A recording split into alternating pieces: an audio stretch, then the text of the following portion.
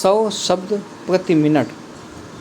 सभापति जी, शिक्षा का दूसरा प्रयोजन यह है कि वह प्रत्येक मानव को अपनी कर्मेंद्रियों का ऐसा प्रयोग सिखाए जो उसे अपनी शारीरिक और अन्य प्रकार की आवश्यकताओं की पूर्ति करने के योग्य बना सके।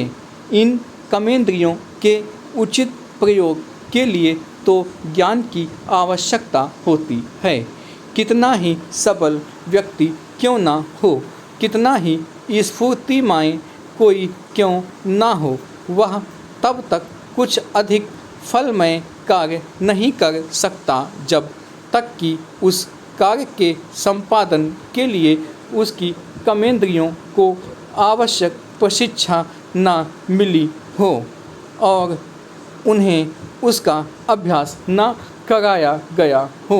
शिक्षा का तीसरा प्रयोजन मेरे विचार में यह है कि व्यक्ति में अपने जैसे ही सब व्यक्तियों के साथ रहने और उनके साथ काम करने के लिए आवश्यक गुणों का उदय हो जाए। इच्छा से अथवा अनिच्छा से प्रत्येक व्यक्ति को अपने ही जैसे अन्य व्यक्तियों के साथ तो रहना ही पड़ता है।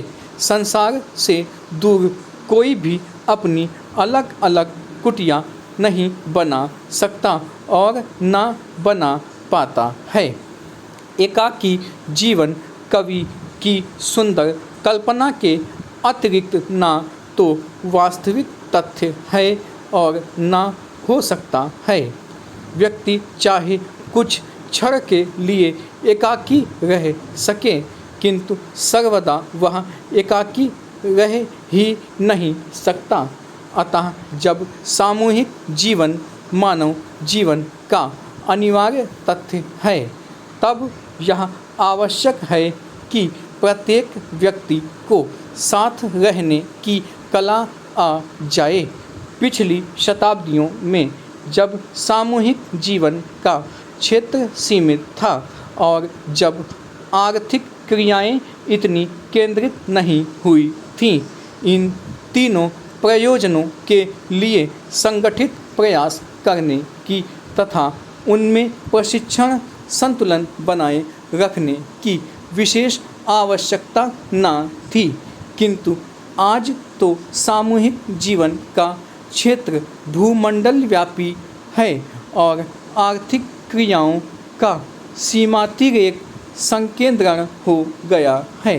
अतः आज यह बात अत्यंत आवश्यक है कि प्रत्येक व्यक्ति को विशेष प्रक्रिया द्वारा इन तीनों बातों से केवल पूर्ण परिचित ही ना कराया जाए, वरन उसको कार्य रूप में अपनाने के योग्य भी बना दिया जाए।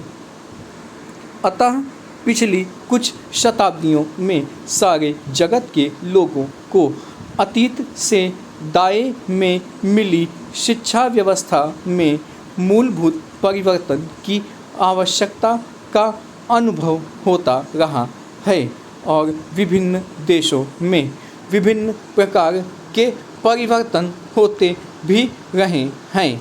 यह कहना अनुचित ना होगा कि पिछले दिनों जगत भर में शिक्षा के क्षेत्र में भी वैसी क्रांति होती रही है जैसी कि आर्थिक और राजनीतिक जगत में हुई है। किंतु दुर्भाग्यवश हमारे देश में और विशिष्टतया इस बिहार राज्य में शिक्षा के बारे में वैसी कोई व्यापक क्रांति नहीं हुई। इस दिशा में लोगों का ध्यान तो गया है, किंतु कार्य क्षेत्र में उसका अभी कोई उल्लेखनीय फल दिखाई नहीं पड़ता। यह ठीक है कि किसी सीमा तक हमारी शिक्षा संस्थाएं शिक्षा के प्रथम प्रयोजन को पूरा करती हैं।